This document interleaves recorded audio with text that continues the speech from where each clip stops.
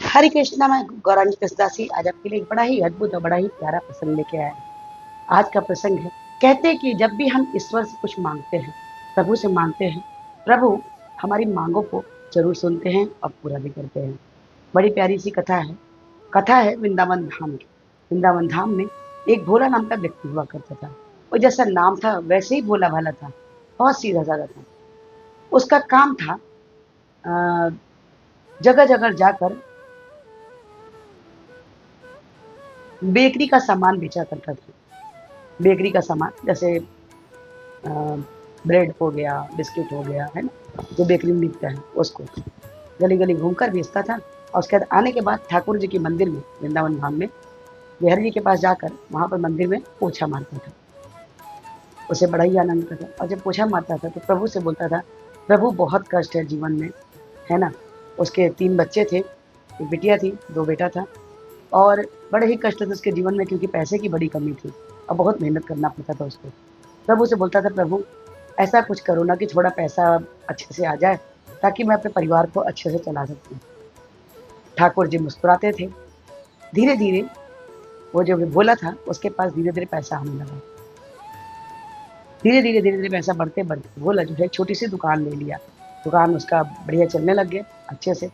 और अब भोला धीरे धीरे बढ़ते भोला ने खुद की बेकरी खोल ली।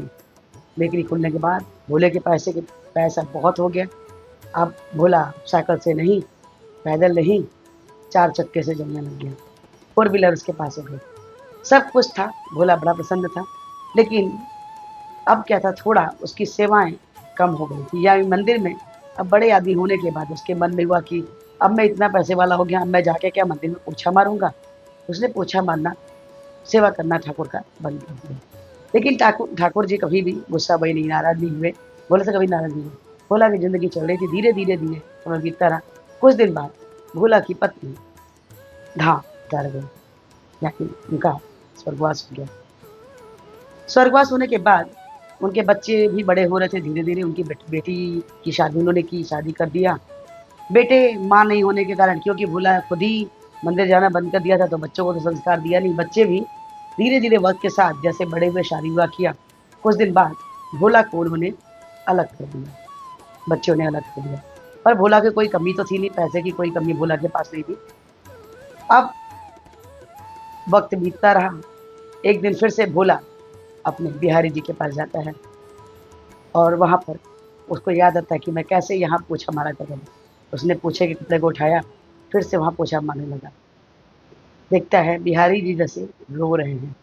फिर उन्होंने कहा, क्या बात है प्रभु, आप क्यों रो रहे हैं। फिर उन्होंने कहा कि क्या हुआ। तो बोलते हैं प्रभु, तो प्रभु बोलते हैं कि मैं देख रहा हूँ कि तुम बहुत दिन के बाद आए हो, तुम्हारी सेवा देख के मुझे याद आ गया कि तुम कैसे पहले रोज आया करते थे।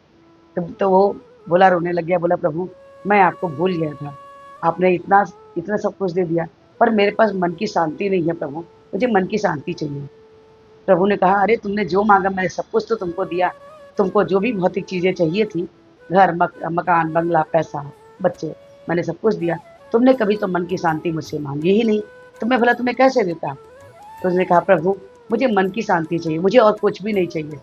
लेकिन भोला समझ चुका था कि अब प्रभु के शरण में जो भी कोई आ जाता है, प्रभु से जो भी कोई प्रेम करता है, जो भी कोई प्रेम करता है, प्रभु हमेशा उसका साथ देते हैं।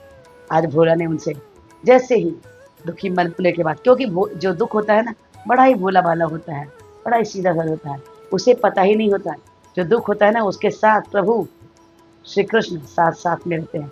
जैसे ही दुख आता है आप देखेंगे, आप हमेशा प्रभु को याद करते हैं, हमेशा याद करते हैं उन्हें, सोचते हैं, उनसे बातें करते हैं। लेकिन जैसे ही आपके पास सुख आता है, आप प्रभु को भूल जाते हैं। लेकिन प्रभु हमारे आपको कभी नहीं भूलते हैं, कभी भी नहीं भूलते। ये बात आप याद रखिएगा। सदैव आपके पास सुख कितना भी आ जाए, लेकिन हमेशा हमारे प्रभु श्री कृष्ण को कभी ना भूलें। दुख के पीछे सुख और सुख के पीछे दुख तो आता ही रहता है। और ये तो आपके पिछले जन्म के कर्म के हिसाब से आपको मिलता है। लेकिन प्रभु इस जन्म में भी जो आप कर्म करते हैं, उसका भी फल आपको जरूर देते हैं।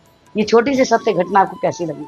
अच्छी लगी हो तो प्लीज लाइक करें, शेयर करें, सब्सक्राइब करें और वीडियो को रखना कि हमारे पूरे 50 पद में हरे कृष्ण महाजी अपने बोले जो किस प्रकार से हरे कृष्ण कृष्ण कृष्ण हरे हरे, हरे राम राम राम हरे हरे।